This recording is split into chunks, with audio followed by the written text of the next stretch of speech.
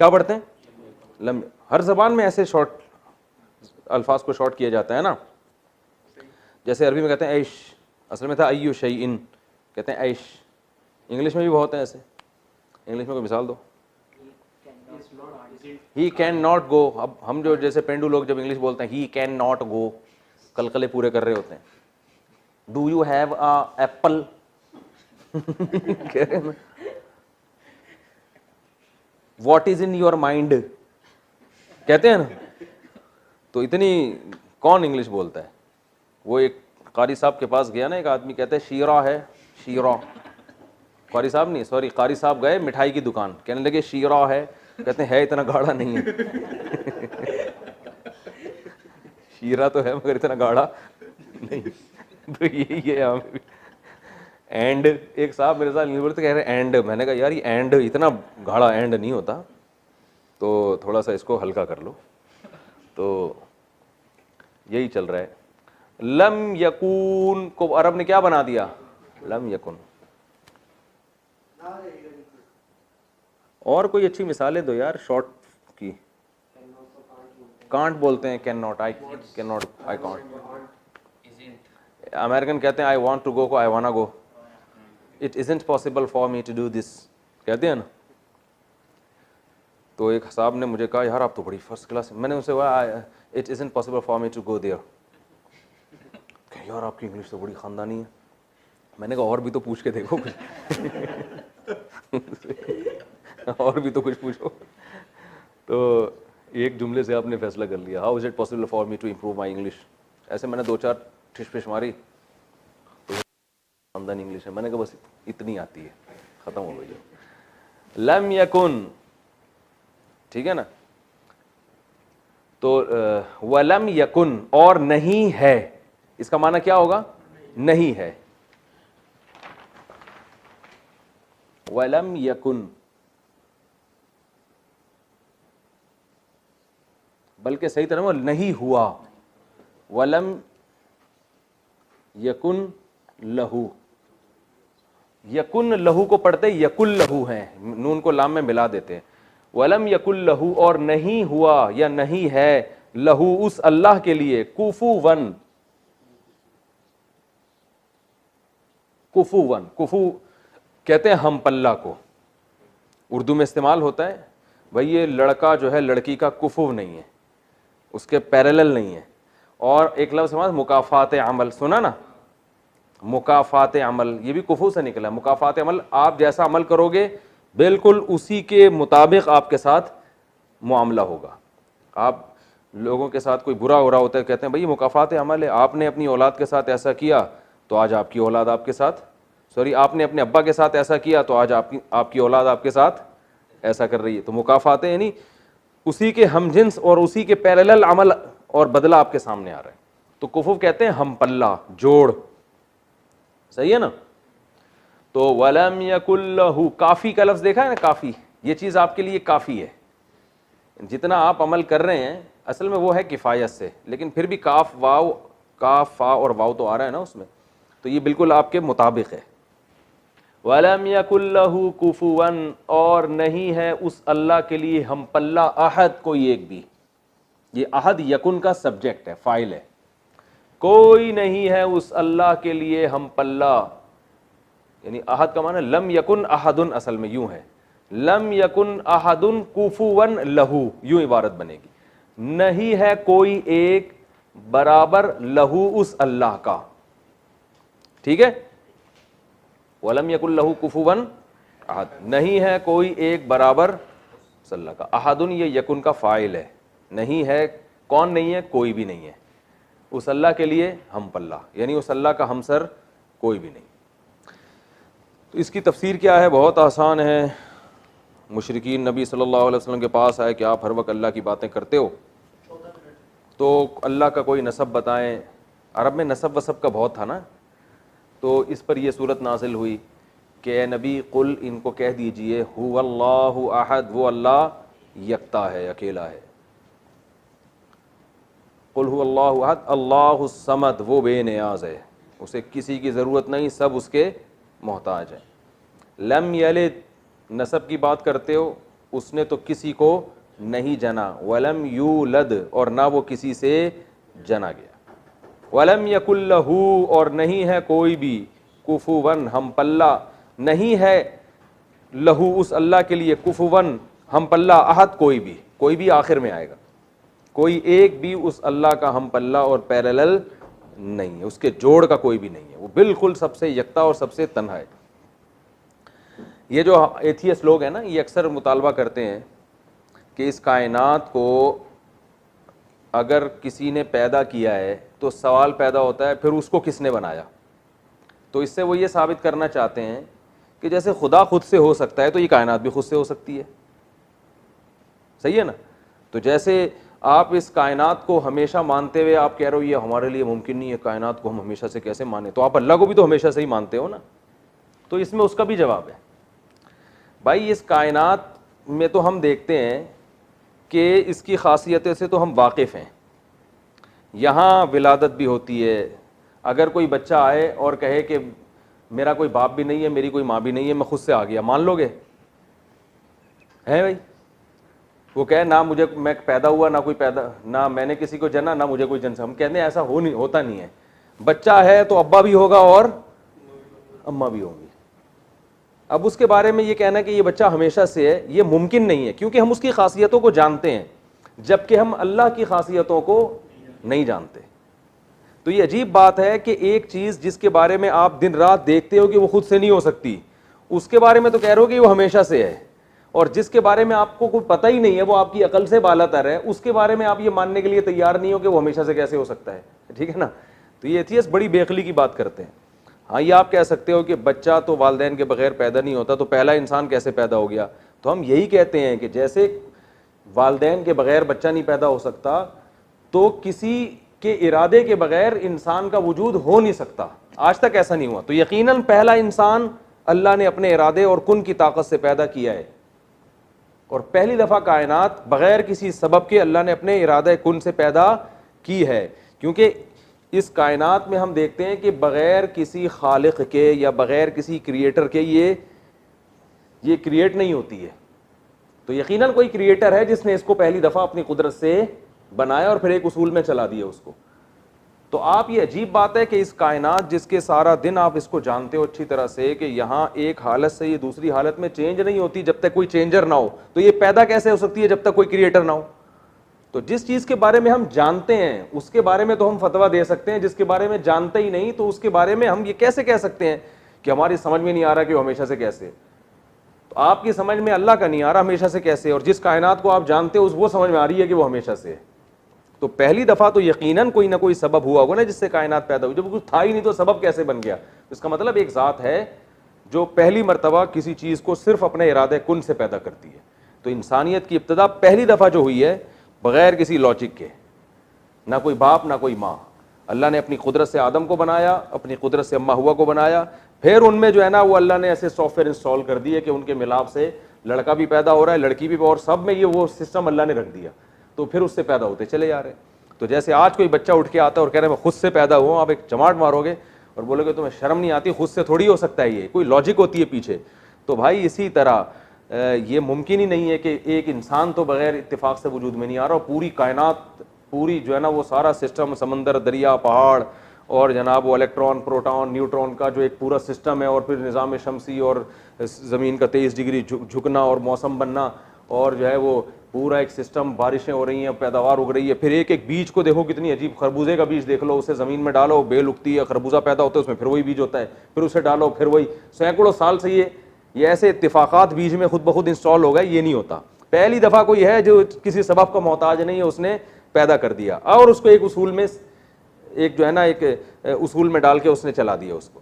तो इसलिए अल्लाह ने फरमाया कि अल्लाह का कोई हमपल्ला, कोई हमसर है ही नहीं कि एग्जाम्पल दी जा सके उसकी। देखो मैं ये कहता हूँ, ये वलीद बैठा हुआ है हमारे पास, एक बंदे का फ़ोन आया कि वलीद से बात करनी है। मैंने कहा कौन सा? कह रहे जो आपके साथ होता है। मैंने कहा 3 किस्म के वलीद हैं, एक लंबा वाला वलीद, एक मोटा वाला वलीद और एक काला वाला वलीद। कौन से की बात कर रहे हैं? कहने कैसी बात कर रहे हो भाई? मैंने कहा हमने इसी तरह याद रखा हुआ है। अब हम कहते हैं ना यार वलीद को बुलाओ, तो सब पूछते हैं कौन सा? तो मोटा वाला वलीद। मोटे वलीद से ये मुराद होता है थोड़ा ब्लैक, बिल्कुल ब्लैक नहीं है, अंधेरे में नज़र आते हैं वो, इतने ब्लैक नहीं है, तो वो वाले वलीद हैं, और लंबा वाला वलीद जो हमारे सामने रहता है। तो कह रहे हैं आप कैसी बातें, दोस्त हैं वो नाराज़ नहीं होते ऐसी बातों से। तो फिर खैर, तो अब मैं, ये मोटा वाला वलीद मेरे सामने बैठा हुआ है, असल में मैं ये बताना चाह रहा था कि लोग बोलेंगे कौन से वलीद, ये मोटा वाला वलीद बैठा हुआ है मेरे सामने। तो मैं ये कहूँ कि ये कहता है कि मैं खुद से वजूद में आ गया हूँ, इत्तेफाक की बात है, ऐसे कहता नहीं, कहा नहीं है, वरना ये यहाँ बैठेगा नहीं कभी। कह रहा मैं मेरे कोई ना अब्बा ना अम्मा, मैं वैसे ही पैदा हो गया। तो मैं कहूँगा यार इसको कोई एग्जाम्पल है, या पैदा हुआ हूँ, तो मैं कहूँ यार इसकी कोई मिसाल है। फौरन कहेगा हजरत ईसा भी तो बगैर बाप के पैदा हुए थे, वो भी तो इंसान थे, तो मैं भी हो सकता हूँ, ठीक है ना। फिर मैं इस पे गौर करूंगा ये मिसाल यहां मुंतबिक होती है कि नहीं होती, वो बात की चीज होगी। बात समझ में आ रही है। तो इंसान हमेशा कोई भी चीज जब साबित होती है उसके कोई एग्जाम्पल देता है, एग्जाम्पल देता है। तो ये एग्जाम्पल देंगे, मैं फिर बताऊंगा भाई हजरत ईसा अलैहिस्सलाम का तो पहले से किताबों में लिखा हुआ था, और वो अल्लाह के पैगंबर थे, और वो जो थे उनके तो मोजज़ात थे, और तुम्हें अल्लाह बगैर बाप के क्यों पैदा करेगा, अल्लाह अपने कानून को क्यों तोड़ेगा, तुम्हारे क्या सुरखाब के पर लगे हुए हैं, या तुमसे कोई बहुत बड़ा अल्लाह ने दीन का काम लेना है, जो ये इतना बड़ा मोजज़ा जाहिर करेंगे। फिर ये बहस होगी और मैं साबित करूंगा कि ये दावा क्या है आपका गलत, लेकिन एग्जाम्पल पेश की जाती है। और अगर ये कहते हैं कि जी मैं वैसे ही पैदा हो गया, और मिसाल में आदम अलैहिस्सलाम को दलील के तौर पे पेश करें, तो मैं फिर साबित करूंगा भाई वो तो चूंकि पहले इंसान थे ना, तो पहले दफा तो बगैर किसी सबब के पैदा करना था, तुम्हें अल्लाह ऐसे ही क्यों पैदा करेगा। तो इंसान जब भी अपने दावे को सच्चा साबित करने की कोशिश करता है तो पहले उसकी क्या देता है, एक मिसाल देता है कि यार ये अकल से बईद नहीं है, बल्कि इसकी एग्जाम्पल मौजूद है। तो अल्लाह फरमा रहे हैं कि ये जो एथियस्ट लोग हैं ये कहते हैं कि ये कायनात, हमें ये समझ में नहीं आता कि अल्लाह हमेशा से कैसे है, तो उनको समझाने के लिए हमें कोई मिसाल देनी पड़ेगी ना। तो अल्लाह फरमाते हैं अल्लाह की कोई मिसाल इसलिए नहीं बनती है, लम यकुल लहू कुफुवन अहद, उसका कोई हमपल्ला है ही नहीं कि जिसको तुम मिसाल देके समझाया जा सके कि जैसे ये हमेशा से हो सकता है वो भी हमेशा से हो सकता है, लिहाजा वो अकल से बालातर है। लेकिन एथियस्ट क्या कर रहा होता है कि वो मखलूक जिसकी दर्जनों मिसालें मिलती हैं, और मिसालें इस बात पर हैं कि ये हमेशा से नहीं हो सकती, जिसकी दर्जनों मिसालें देती हैं उसके बारे में कहते हैं कि कायनात हमेशा से है। हाई बात समझ में। यानी मैं साबित करता हूं कि भाई ये जो चीज है, या ये शख्स जो है ये बाप और मां के बगैर पैदा नहीं हुआ, आप कहते हैं इसकी क्या दलील है बगैर मां बाप के पैदा नहीं हुआ। मैं कहूं यार इस जैसे जितने भी हैं मिसालें हैं उनमें एक भी मिसाल नहीं मिलती जो बगैर अब्बा और अम्मा के पैदा हो रहे हो। फिर अगर मैं ये दावा करता हूं ना बगैर बाप के पैदा हुआ, बगैर मां के, तो ये मेरा दावा सही नहीं होगा, मुझे बहुत मजबूत दलील देनी पड़ेगी। तो एथियस्ट क्या कहता है कि ये कायनात हमेशा से है, जबकि इस दावे को साबित करने के लिए इसी कायनात की जितनी मिसालें दी जाएंगी वो सारी मिसालें उनके अगेंस्ट जा रही है। वो सब बता रही हैं कि ये कायनात तो एक कंडीशन से दूसरी कंडीशन में चेंज बगैर चेंजर के नहीं होती, तो पैदा बगैर खालिक के कैसे हो गई। तो सारी जो एग्जाम्पल्स हैं वो आपके अगेंस्ट जा रही हैं, जबकि खुदा जिसका कोई हम पल्ला और कुफूव है ही नहीं, सही है ना, उसकी आप हमसे मिसालें मांग रहे हो, और जिसकी सैकड़ों मिसालें मिलती हैं उसके बारे में आप उन मिसालों पर कयास नहीं कर रहे बल्कि उनके अगेंस्ट आप बात कर रहे हो। तो ये अजीब पागलपने वाली बातें हैं, ठीक है ना। एक बड़े मशहूर एथियस्ट है, उसने पता नहीं क्या किया उल्टे सीधे ना बायोलॉजी के दलाइल, और वो मुझे उसका क्लिप सुना, मैंने कहा ये आदमी एक आसान चीज को बिला वजह पेचीदा बना रहा है। कहते हैं ना जब फंस जाओ तो इंग्लिश बोलना शुरू कर दो, जिसको इंग्लिश नहीं आती, ये लोग यही काम करते हैं, खाम खामे साइंस के ना पेचीदा फॉर्मूले जो आम लोगों को नहीं आते, तो ये उस चीज में जाते हैं, 2 और 2 4 की तरह कभी ये बहस करने की कोशिश नहीं करते। जैसे मुनकिरीन हदीस का मैंने बताया था ना कि भाई अगर ये बुखारी मुस्लिम गलत है तो फिर कुरान हमें समझाया किसने, कुरान तो कह रहे हैं नबी के समझाए बगैर तुम समझ नहीं सकते, तो कुरान कह रहा है, तो फिर वो नबी का समझाया हुआ कहां गया, कभी इस पे नहीं आएंगे, इधर उधर की घुमाएंगे। तो ऐसे ही जितने बातिल लोग हैं ना ये हमेशा बहस को बनाते हैं पेचीदा। तो खुलासा ये निकला कि अल्लाह का कोई हम पल्ला नहीं है कि हम ये कहें कि अल्लाह हमेशा से है, तो उसको समझाने के लिए हमारे पास कोई मिसाल नहीं है, इसलिए आपको अकल से बालातर लग रहा है। वो तो मिसाल है ही नहीं भाई, वो हम उसको समझ ही नहीं सकते, हमारी अकल से बालातर है। जबकि इंसान और जितनी कायनात हैं इनकी हर चीज़ की सैकड़ों सैकड़ों मिसालें हमारे पास हैं। आज अगर ये दावा करता है कि मैं बगैर अब्बा अम्मा के पैदा हो गया, तो मैं कहूँगा यार हमारे पास जितनी मिसालें हैं ना, अभी जितने इस रूम में बैठे हुए हैं, जितने तफसीर के लेक्चर सुने, वो सब आपकी तरह के इंसान, एक भी अब्बा अम्मा के बगैर पैदा नहीं हुआ। तो एथियस जब ये कहता है कि ये कायनात खुद से वजूद में आई है, हम कहते हैं इस कायनात में अरबों खरबों चीज़ों में एक चीज़ भी ऐसी नहीं है जो खुद से पैदा होना तो दूर की बात, पैदा होकर अपनी हालत को चेंज कर ले खुद से। एक भी मिसाल नहीं है। तो मिसालों से हम एक दूसरे पर कयास करके हुक्म सादिर करते हैं कि जब एक भी मिसाल ऐसी नहीं है तो पूरी कायनात खुद से कैसे वजूद में आ गई। ठीक है ना। तो इसलिए अल्लाह को मखलूक पर कयास नहीं किया जा सकता। तो वलम यकुल्लहु कुफुवन अहद, वो अल्लाह है कि उसका कोई हम पल्ला नहीं है। तो यहीं से एथियस का और जो खुदा के मुनकिर और मुल्हिद लोग हैं उनके दावे की और सारी जो उनकी साइंसी तहकीकात है ना, वो सब यहीं से तेल हो जाती हैं कि तुम पहले अल्लाह को मखलूक जैसा साबित करो, फिर ये कहो कि अल्लाह हमेशा से, हमारी समझ में नहीं आता। वो अल्लाह को किसने बनाया? हम कहते किसी ने नहीं बनाया, वो हमेशा से। क्यों बनाए बगैर कैसे वजूद में आ गया? तो हम कहते हैं वाह, ये कायनात बनाए बगैर वजूद में आ गई, जिसको हम जानते हैं और जिसका कोई हमपल्ला और हमसर है ही नहीं, उसकी कोई दूसरी मिसाल ही नहीं है, उसके बारे में आप ये मान नहीं रहे कि वो कैसे वजूद में आ गया। तो ये इसलिए तभी अल्लाह ने इनके लिए जहन्नम की आग रखी है, जो अपने बनाने वाले का इनकार करते हैं। तो अलम यकुल्लहु कुफुवन अहद, समझ में आ गया। तो सूरह इखलास की तफसीर क्या है, तफसीर बयान कर देता हूँ, फिर हम इंशाअल्लाह, ये तफसीर ही बयान कर रहा था मैं, ठीक है ना। अच्छा। तो ये जो है, इसके बाद हम कल इंशाअल्लाह फिर सूरह फलक और सूरह नास पे चलेंगे। तो अल्लाह ताला ने ये जो सूरत है ना, इसकी बड़ी फजीलत है। रसूलुल्लाह सल्लल्लाहु अलैहि वसल्लम ने फरमाया कि ये सूरत 1/3 कुरान के बराबर है। 1/3 यानी 3 दफ़ा पढ़ेंगे तो एक कुरान पढ़ने का अजर मिलता है।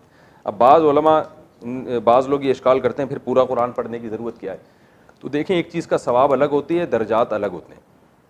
3 दफ़ा सूरह इखलास पढ़ेंगे, कुरान की तिलावत का सवाब तो मिल जाएगा, लेकिन जब कुरान की तिलावत पूरी आप करेंगे तो उसमें सिर्फ तिलावत का सवाब नहीं है, अलग अलग सूरतों के पढ़ने के जो मुस्तकिल सवाब हैं वो भी आएंगे, उसमें खुद सूरह इखलास भी आएगी उसके अंदर, उसका अलग सवाब होगा। और जो कुरान पढ़ने से अल्लाह का कुर्ब मिलता है और जो दर्जात बुलंद होते हैं वो पूरा कुरान पढ़ने से ही होते हैं, वो दर्जात हासिल नहीं होंगे।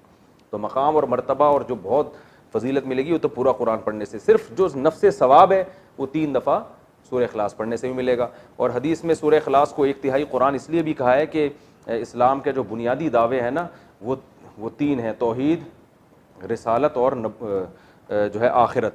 इन 3 चीज़ों पे कुरान ने बहुत अहमियत से बात की है। तो उनमें एक तौहीद है, तो इसलिए गोया 1/3 कुरान है ये। तो ये बिल्कुल इब्तदा में नाजिल होने वाली सूरतों में है। और इसमें ईसाइयों की भी नफ़ी की गई है, जो कहते हैं ईसा इब्न मरियम अल्लाह के बेटे हैं। अल्लाह का कोई बेटा नहीं है। वो बेटे के लिए जिन्स का होना ज़रूरी है। बाप की जो कौम होती है वही बेटे की कौम होती है, शक्ल भी बाप जैसी होती है बेटे की, तो जिन्स एक होती है। अल्लाह फरमाते हैं उसका तो हम पल्ला कोई है ही नहीं। वलम तकुल्लहु साहिबा, दूसरे मकाम पर आते हैं अल्लाह की कोई ज़ौजा नहीं है, कोई बीवी नहीं है, वो सबसे तन्हा है, बिल्कुल सबसे अलग है। तो ये सूरत का बार बार पढ़ना चाहिए, इसकी बड़ी फजीलत है। एक सहाबी नमाज में बहुत ज़्यादा तिलावत करते हैं सूरह इखलास की, जब भी नमाज़ पढ़ाते सूरह इखलास पढ़ते तो उनकी शिकायत कर दी।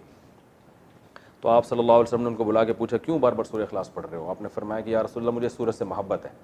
तो फिर आपने उनको खुशखबरी दी कि जन्नत की खुशखबरी दी कि जो इस सूरत से मोहब्बत करता है उसके लिए ये खुशखबरी है। तो मोहब्बत की वजह क्या है कि जिसको तौहीद से, अक़ीदा तौहीद से मोहब्बत होगी उसको इस सूरत से मोहब्बत होगी, क्योंकि बार बार वो कहेगा ना अल्लाह जैसा कोई भी नहीं। आज भी जब किसी की तारीफ़ करनी होती है तो हम कहते हैं आप बहुत अच्छे, आप यूँ, शॉर्ट में तारीफ़, या आप तो मुनफरिद ही हो, हटो बच्चों कह देते हैं ना बाज़ दफ़ा, भाई आपकी तो बात ही निराली है। तो यूनिक या निराली या निराले लफ्ज़ लोग को पसंद आते हैं कि लोग ये कहते हैं हम जितने हैं ना तो हमारे जैसा कोई दूसरा हो ही नहीं सकता। अगर आपको आप भी बहुत अच्छे, लेकिन वो भी बहुत अच्छे माशाल्लाह, तो अक्सर लोग इससे खुश नहीं होते। ठीक है ना। बेगम साहब आपसे कहें कि आप माशाल्लाह कितने हैंडसम स्मार्ट हैं, और आपके जो दोस्त हैं ना वसीम भाई, वो भी माशाल्लाह बड़े हैंडसम स्मार्ट हैं, क्या आप लगाओगे ना ये गुस्सा आएगा आपको, बोलेगी या तो मेरी भी ना करती, या आप बेगम को कहो बेगम तुम माशाल्लाह बड़ी खूबसूरत हो, और वो जो आंटी कल आई थी ना वो भी माशाल्लाह बहुत खूबसूरत थी, ये ना कहो कि आपसे ज़्यादा, बस वैसे ही कह दो वो भी अच्छी थी, तो बेगम को गुस्सा आएगा कि नहीं आएगा? जब इंसान शिर्क बर्दाश्त नहीं करता तो अल्लाह तो गैरत वाला है, वो कैसे बर्दाश्त करेगा? तो इसलिए अल्लाह ने कहा वलम यकुल्लहु कुफुवन अहद, कोई उसका हम पल्ला कोई भी नहीं है, उसका हमसर कोई भी नहीं। अल्लाह ताला समझने की, अमल की तौफीक अता फरमाए। और मोटे वाले वलीद